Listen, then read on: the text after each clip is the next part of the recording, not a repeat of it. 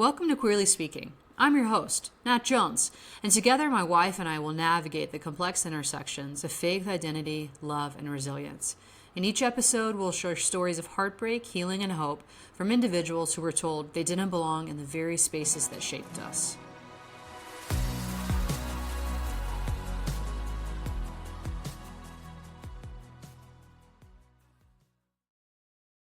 Good morning.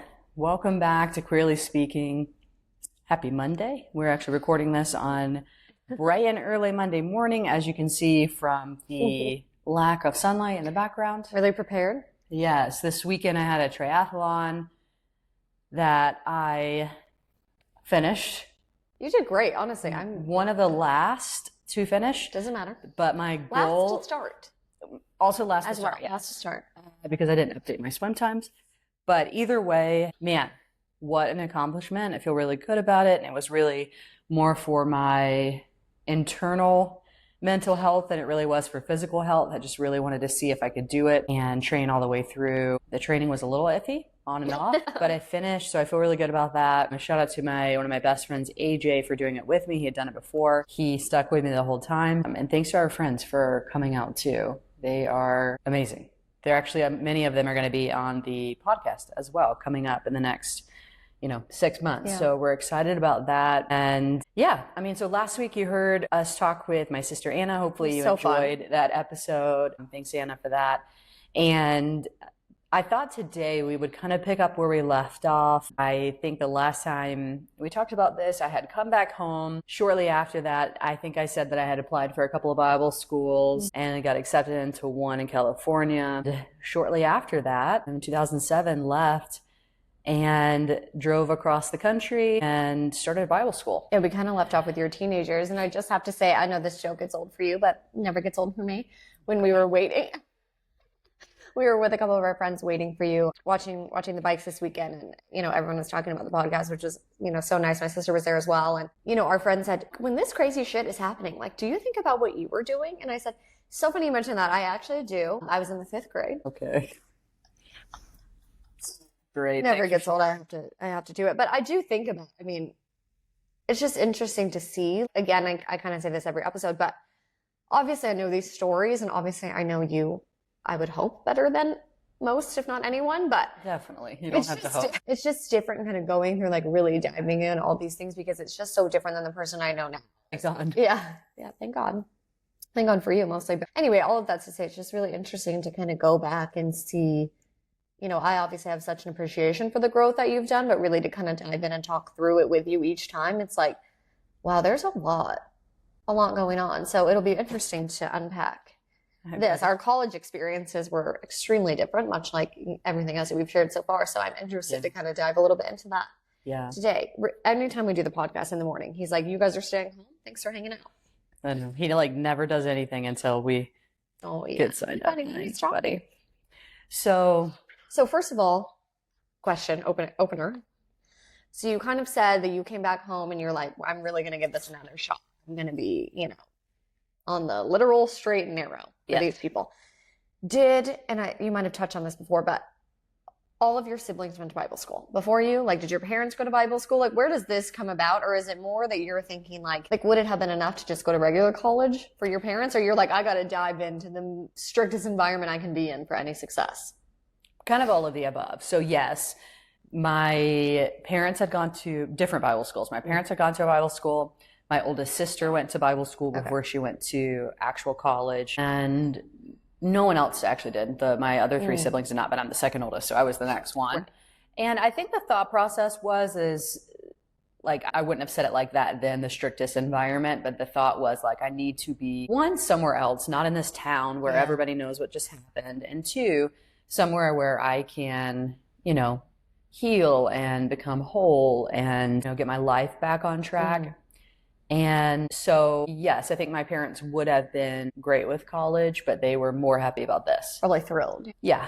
Even in Christian universities, there's lots of debauchery, equally to regular universities or whatever. So I don't know. Honestly, they didn't really share that too much. They were like, okay, yeah. I think it was sad for them because it was far away and and I had already been apart from them for a year and a half. But I think that they were willing to do whatever it took Yeah. to get like my life back on track. And so there we went, California. I asked that because it kind of has that stigma, right? Well, it's Californians north. are It like, was oh my Northern God, California. where she goes. No, it was Northern California, like north. People will often refer to like the Bay Area as north, but it was like north. Really north, yeah. And I'm gonna put him away. Rubro, sit down. Just relax. Yeah, it's okay, buddy. So, yeah, so the way that the Bible school was structured is you had 3 years, essentially, and they were all optional years. So can you kind of give me an overview? Like what's the structure of Bible College, School of Witchcraft, Wizards, and Waverly Place? Like what's going on there? Like take us through. Yeah, so the way it's structured, and every Bible school is a little bit different, but the one I went to was structured. There was year 1, year 2, year 3. All of the years were optional. Like you did not have to go. It was just like if you wanted to and you felt like that's what you were supposed to do. So year 1 is really about learning. So where you put the sorting hat on and figure out where you're going to go. Oh my God. And yes, essentially. And there were groups like every day we would meet like all together as in like the church congregation, and we would have worship every day, Monday through Friday. So worship every day. And then there would be some sort of like teaching and preaching. And again, this is kind of where the prophet, the teacher, the evangelist, that The prophetess, all who comes into remembers? play again. Because there were different people doing different functions, right? If there was an evangelist and he would teach you how to go out pretty much into the streets and help bring people to Jesus. Is that what essentially. those people are called that are on the side of the street? We have them by my work right now with the big, like, Jesus will save you, like little Bible pamphlets. I mean, yeah, technically it would fall into that category, yes. And I can say that,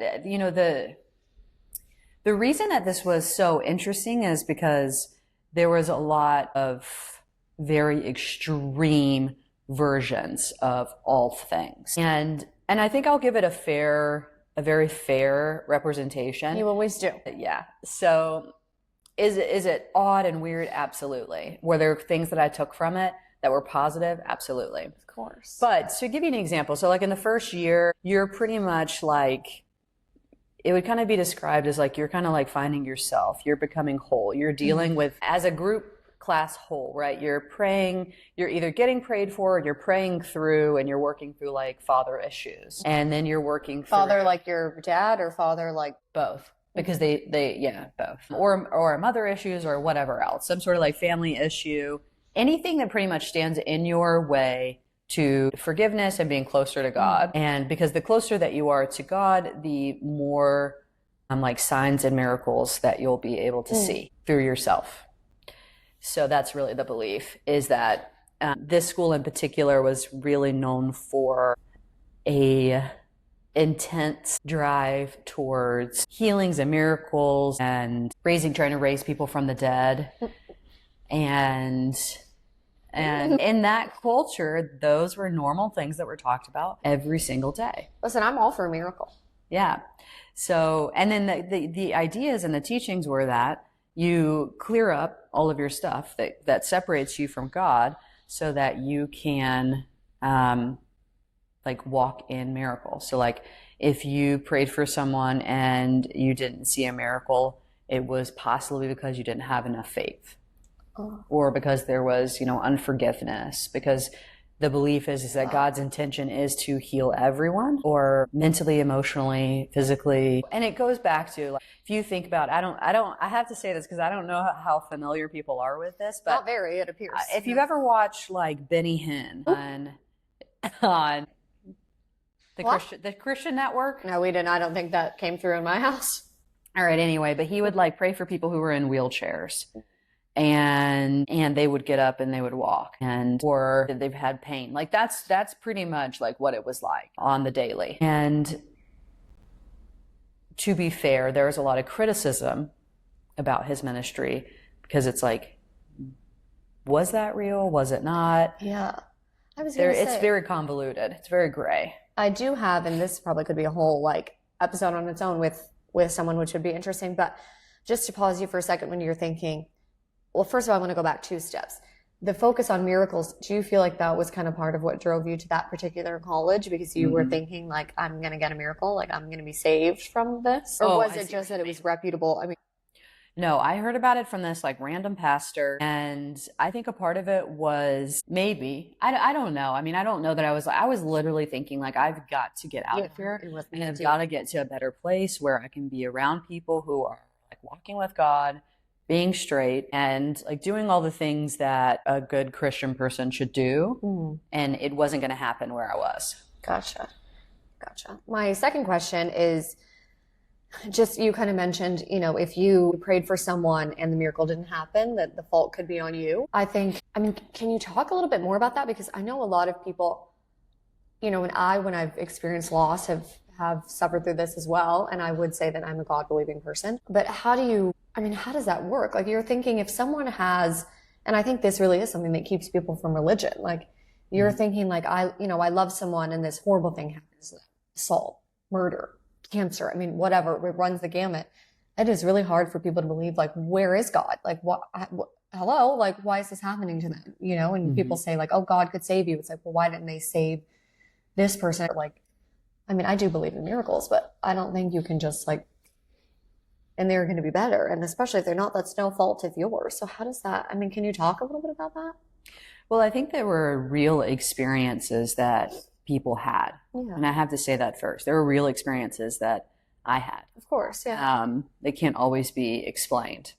It's very complicated. Do I believe all of those things now in the same way? No.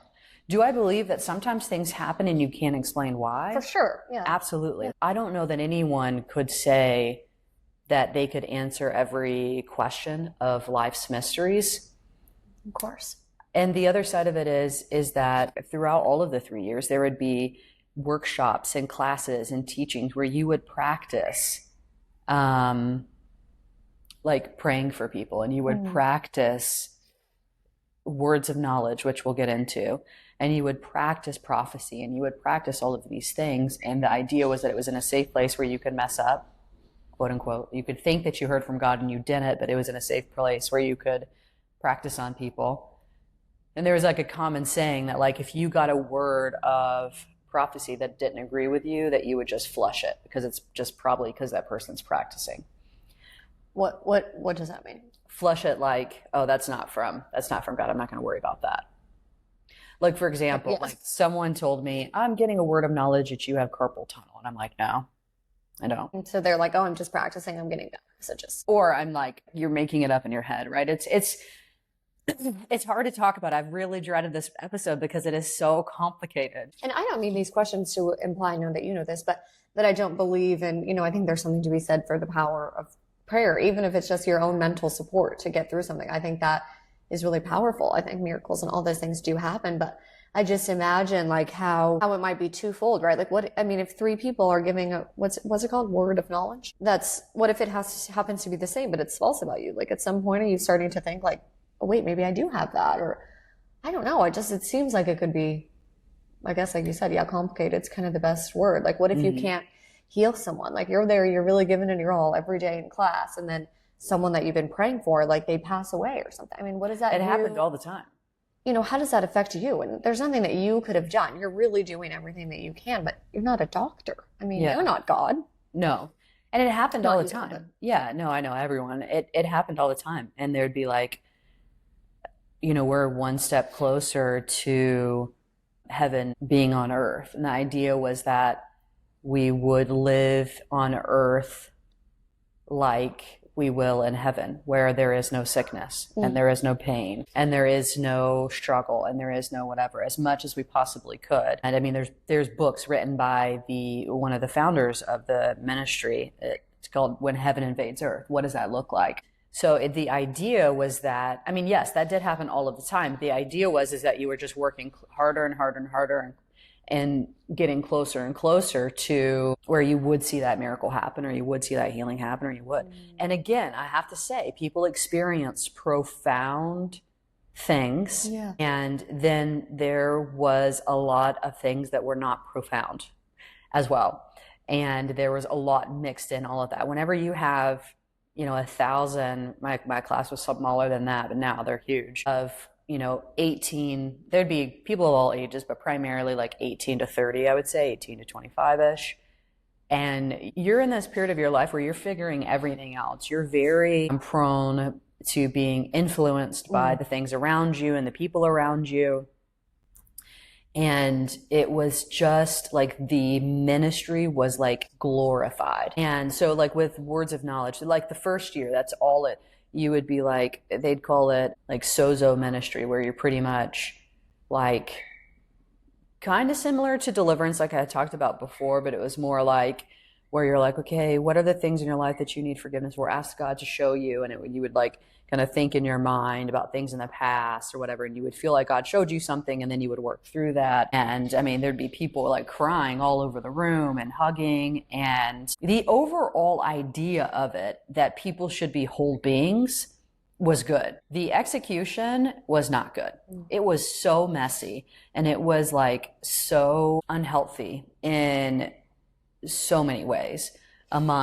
There's like just so many levels of it. I will say the thing that impacted me is they have this like gospel that is very like, a lot of people believe we were born into sin. And again, to be fair, I don't believe any of these things anymore, but a lot of people believe that we were born into sin. And their idea was like, no, you're born into priesthood.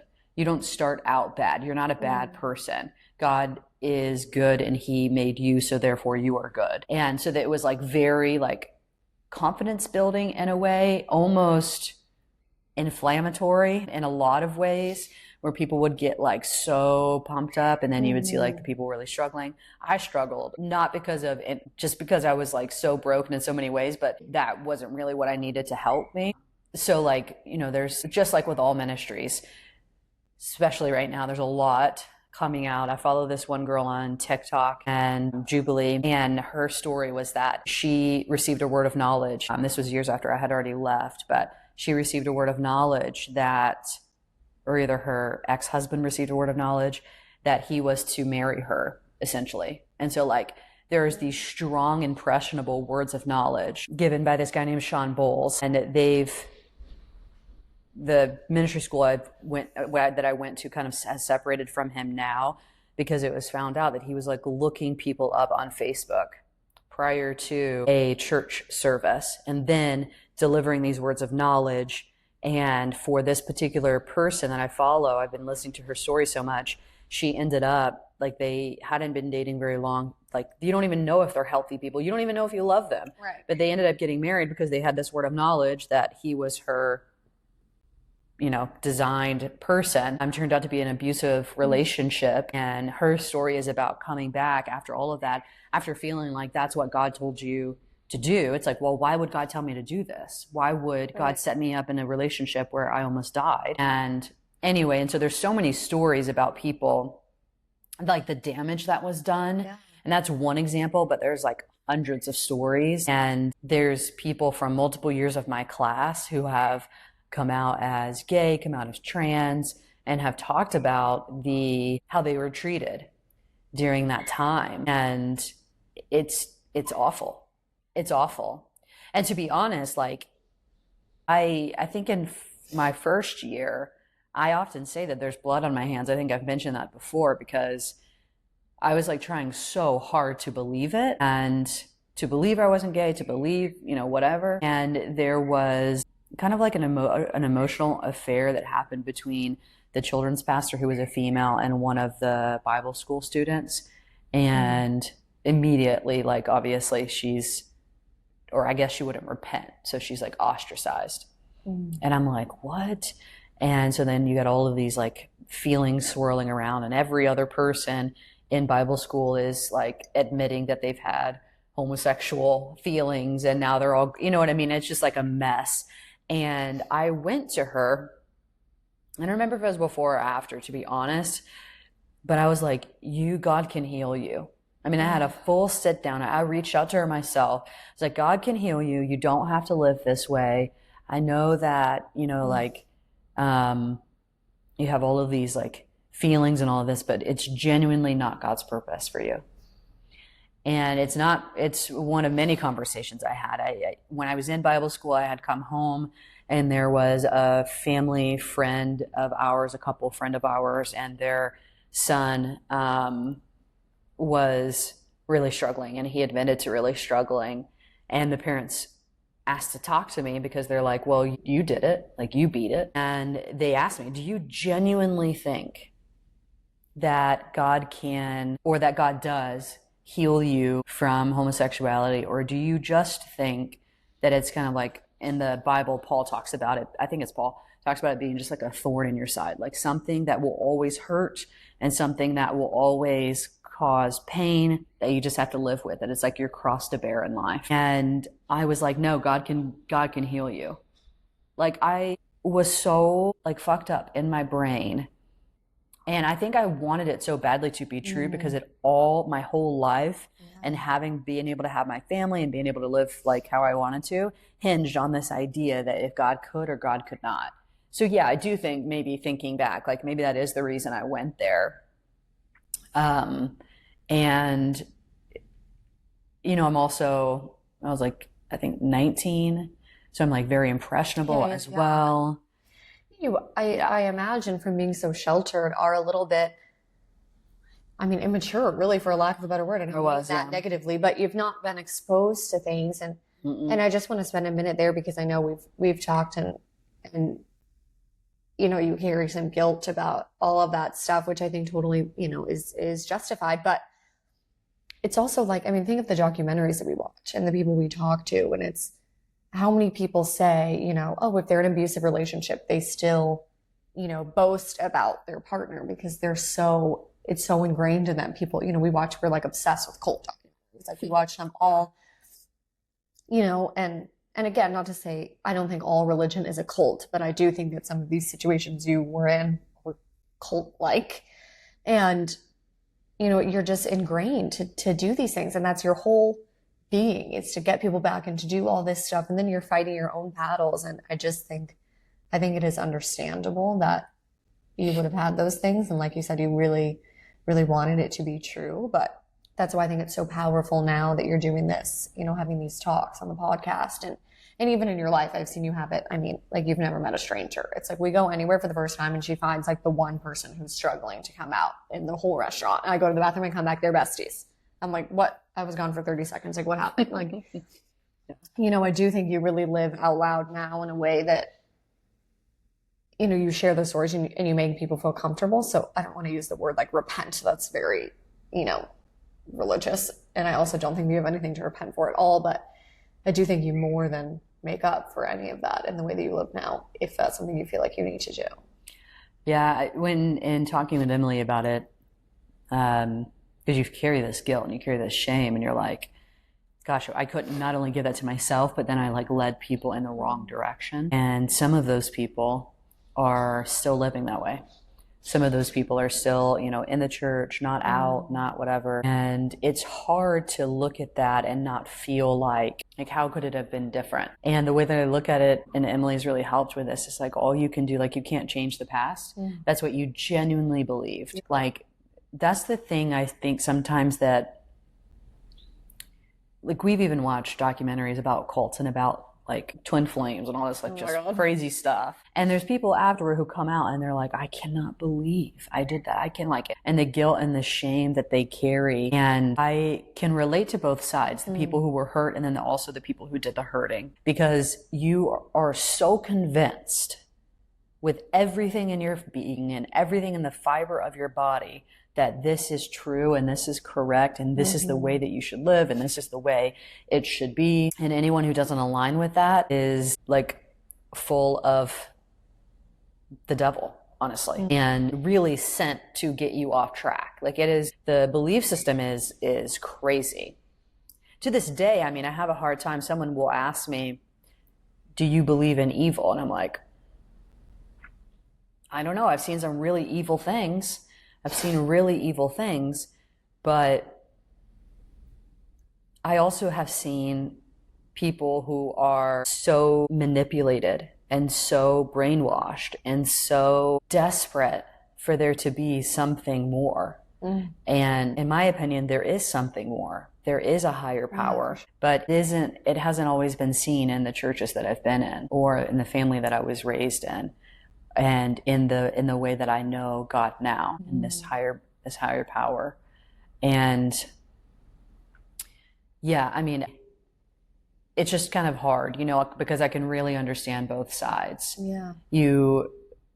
I remember the one story in particular where she's like, I think she had brought her sister into whatever cult it was. And she was just talking about like, how could I ever forgive myself? Because the sister's still in the cult at the time.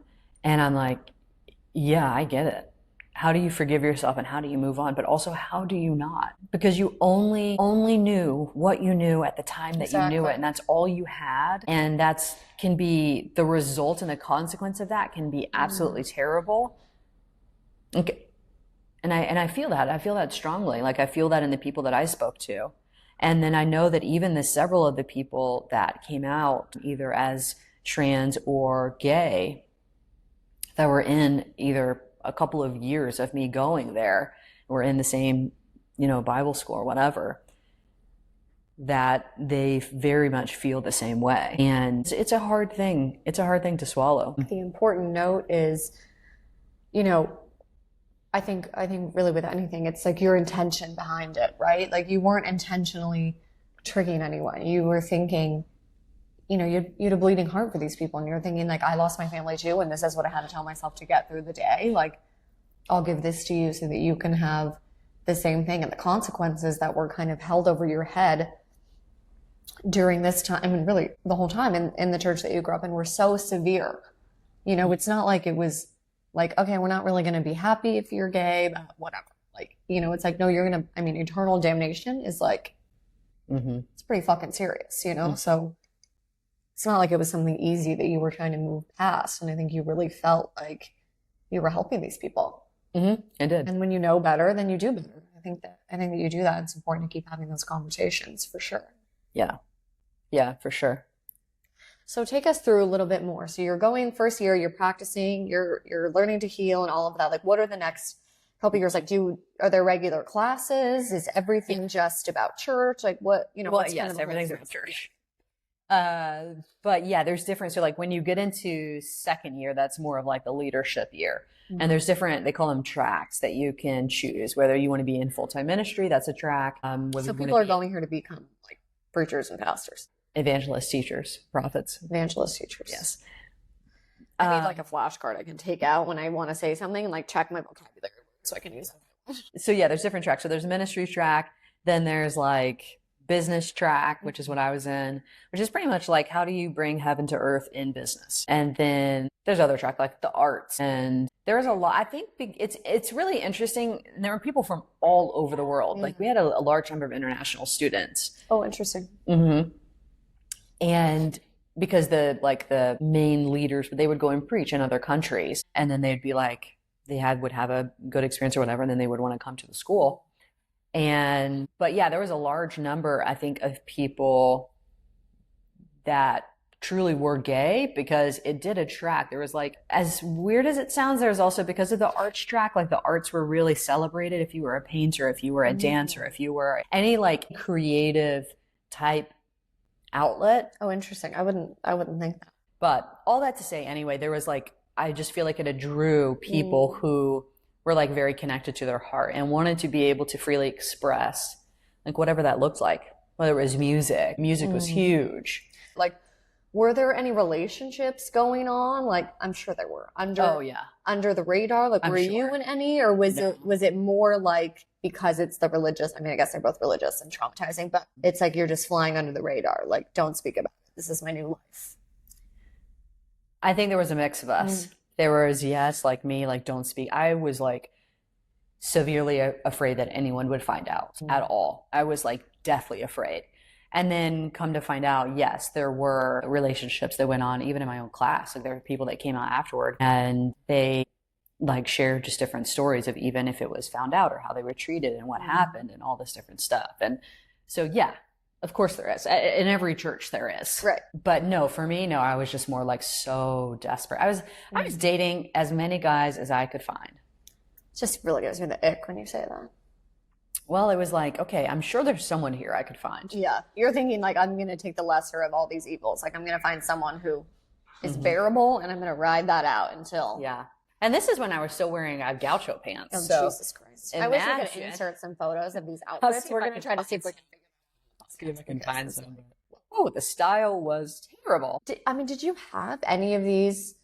It's funny because this, like, I would ask, but I don't really need to know about you dating other women. Like, I'm gonna pretend that didn't happen. But like, did you have any feelings towards any of these guys? Like, were you like, okay, yeah, sometimes like I get like a little hoo when he walks by, or you're like, there, you see them coming to go on your date, and you're like, Jesus Christ, like here we go again. I think it was somewhere in the middle. There's no way to live life without trying to, like, I don't know, get yourself to be a little bit excited. Here I am, like, working hard to believe all of these things. And so I think in the beginning, I'd be like, okay, they got a date. But I was, to be fair, I was like kind of aggressive. I'd be like, well, I don't know, just like getting their number myself and like going to talk to them and being like, yeah, whatever I would say, I don't know. Like you're And flirting with them, you're like, yeah, so I actually think it was a big turnoff to a lot of guys. yeah. Like, and the ones that did like it, I mean, like this one guy I went out with him for 2 weeks and I was like, and that was kind of the story. I mean, I would just like, they were very short stints and I wasn't often like pursued. I was often the pursuer. And I think I just felt more comfortable being the pursuer, obviously. And so it was just an interesting dynamic. Yeah. So there's just all this stuff going on. And yeah, but the second year was like more about like leadership.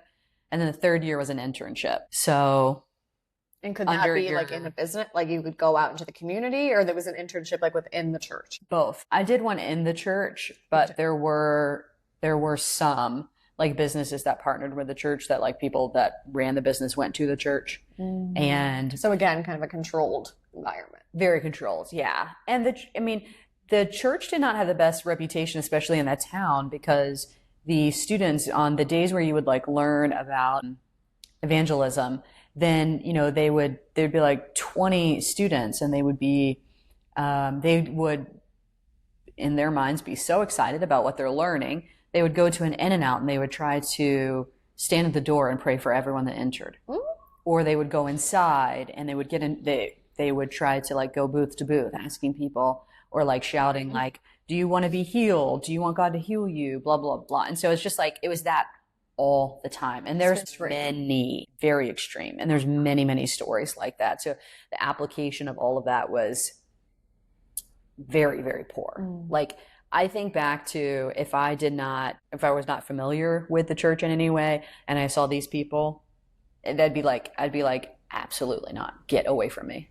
It is jarring. Like I made the comments about the people on the street earlier or something. It's like the idea that it almost feels like the idea that there has to, for me to be in this club or part of this thing, there has to be something really wrong with me that I need you to fix me and then I can have a relationship with God. It's like, why can't I just go direct to the source? Like, why can't I have, I've never really understood that. Like, why do I need to be in church on Sunday? Why can't I be in my own house? Like, and obviously that's just the difference of the way I grew up and stuff. I just wasn't exposed to that. But it's like, I feel like I have a direct line to the source. Like any issues we're having, I'm working out myself. And I don't really need someone who's equally or more fucked up than me probably to tell me what I'm doing wrong. Like I just don't, I think that's kind of jarring for a lot of people, that inherent feeling of judgment. I think really just the opposite of what they want. I think it really more scares people away than brings them in.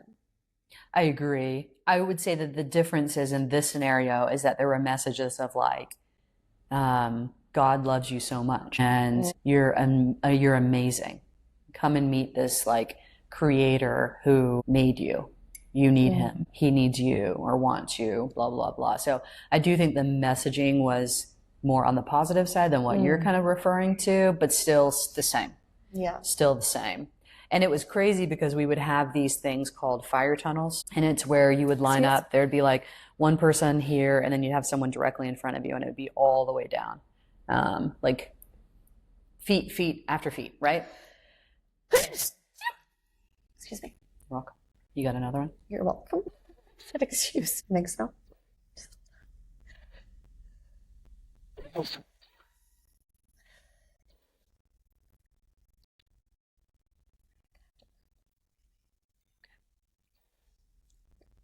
So you would be lined up, like all the way Is it down. like two on each side, like a literal tunnel that you go through?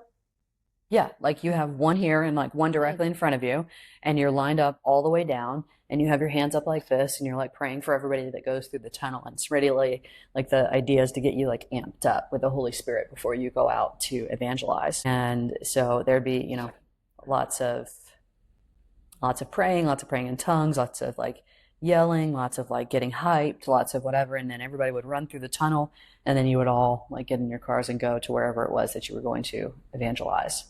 And were you doing this too? Like you were out on the streets? Yeah. Oh. Yeah, it's just part of the culture, Yeah, part of the thing. I think the thing, and I feel like I say this to you every episode, probably every day in our lives, is first of all, you're showing grace already to the thing. I mean, we had many conversations at the beginning of this episode about, you know, you really having experienced miracles or seeing them as well. And I think, again, the underlying message, kind of really what we're trying to do with the whole podcast, is we're not here saying religion is a cult. Mm-mm. Believing in God is like, we're not saying that. We're saying these experiences that you had were cult-ish, or we're saying, and even absolved from the word cult, we're saying that these experiences that you had were harmful. Mm-hmm. You know, and it's really to talk about that. It's not, we know lots of people who go to church and they're some of our closest friends and we know where their values are and they're, you know, nothing but supportive of us and all of those things. And we, you know, I mean, some of my family members and, you know. I think some of that, to a certain degree, comes from the naivety of also being straight. Like we have friends that go to church that I've looked it up because it's not like I wouldn't love to go. I love the music. Like I love the music. And sometimes I'll like listen to certain songs that like I had. So they hit. Yeah, they do. But when you are straight, you could go to any church. It doesn't matter where you go. Right. But when you're not, you have to really like look up on the website. And because like people will tell me, oh my God, no, my church is so friendly. Like they're so nice. They would never judge you. Yeah. And I'm not saying they would be rude to me, but you look it up on the website and you're like, okay, no, that's just you. That's just a you experience. Because on their website, it says in particular, and if they make a point to put it on their website, it's important to note that they believe that a marriage is between a man and a woman. There's a reason that they put that on there. Yeah, and it is to signify that they do not believe in being gay, or practicing gay relationships, or being gay marriage. Right. And people can go to whatever church they want to. I think I've struggled with this for a long time because it's like, how can I say that my friends are supportive when they go to a church that is not supportive? But that's also complicated. It's very complicated. So I think that people have to kind of go to what's available to them. And there's not a ton of churches that are available that support gay marriage, but there are a lot more coming out, I think. But it's also like, you know, the music is hip and there's like athletes that, you know, preach or do all of this stuff. So it's like cool, you know? And I think some people are able to separate, you know, like things. It's just that's not something that's available to us, obviously, because that would be separating the foundation of our whole family. You know, I think other people are able to, same thing with politics, you know, it's like you're able to separate the things that maybe don't apply to you, that you don't agree with, in order to focus on the things that you do. We see that even with candidates. I think, you know, we do that. We've said, like, we're, you know, really voting for someone that's not 100% of their policies I'm with, but I'm with most of them. I think it's just, there's more pain associated when it's something like that, especially for you, who's someone like, we would probably go. I don't know if we'd be going like every Wednesday like you were going before, but I mean, we would show up and we would go to things if the opportunity was presented to us in a way that was comfortable. But so I think it just feels more close to home, religion specifically, because we don't have the privilege to be able to weave people to. Yeah. I think the older I get and the more whole I get, I have a harder time with the theory of like reading it out. Because yes, I know we do that with politicians and stuff like that. But like, would you go to a church that said, we still believe in slavery? Yeah, you're right. But we don't, you know what I mean? And so it's like, yeah, no, you're definitely right. You're definitely right. But I think that also is like from my experience of it being like such a painful thing. It's unfortunate that there's not like more opportunity for there to be, and I think some of it's just our area as well, because I do think across the nation and in the world, there are a lot of churches who are very welcoming and very affirming. I follow many of them on TikTok and things like that. And like we could talk all day about the gospels. Like we were talking last week, it's like, you know, the story of Muhammad and the story of Hinduism and all of these things. And, you know, there's similarities. And I think the overall arching idea is that there was, no, I have a way to block it out. Okay. You're going to be hearing him. That's what you're saying. What is it? You're going to be hearing him. That's what you're saying. The story of Muhammad, and you're going to be hearing them. I don't think I said that, but okay. I think the main idea of the gospel is the demonstration of love to people around you. Then when I look at the story of Jesus, that's the main thing I take. How did he treat people around him? How did he treat the women around him who were prostitutes and everything else? And so it's like, that is the main like story of the gospel. And I can get down with that every single day. Mm-hmm. And what I believe about the afterlife and all of that stuff, figuring that out, I have a pretty good idea about kind of where I stand. Yeah, I mean, I think that the reason that religion is so successful is because people are desperate for belonging. People are desperate to be a part of something that's greater than themselves, that they believe like there's a purpose in mind. And that's why on the negative side, if they've been so successful in like, why there's so many cults and people wonder like, how could you be so crazy? Well, it's like, because you are so desperate for love and you are desperate for belonging. Humans are made for belonging. And so when that's readily available or perceived like it's available, I think that's where it gets into really dangerous territory. Because is there anything wrong with faith in general? No. Mm-mm. I think faith really moves us in so many ways. But there's a lot of applications of faith in the Bible and the stories of the Gospels and that are horrendous. And people's interpretation when it's used to weaponize, which I think we're seeing much more of than it is to bring us together. I think that's really, really harmful. Yeah. I mean, how many times do you hear people say, don't drink the Kool-Aid? And there's a reason that saying is still prominent to this day. Kool-Aid's all around us. We have to really do a good job of following our gut and discerning between what's healthy and what's not. So a lot to cram into one episode. I'm sure that we'll have more Bible school. I would actually really love to hear your guys' questions. So leave a comment and ask a question if you're curious about something. I oftentimes find myself like rambling about all these church things, but some of you didn't grow up in church or didn't grow up in the same church. So I think your questions really help. Yeah, it'd be great to hear like what other, then I'll know I'm not the only one who doesn't know any of the vocabulary terms, so help me out maybe. Yeah, exactly. So leave us a comment, tell us what you want to hear more about, and thanks for listening.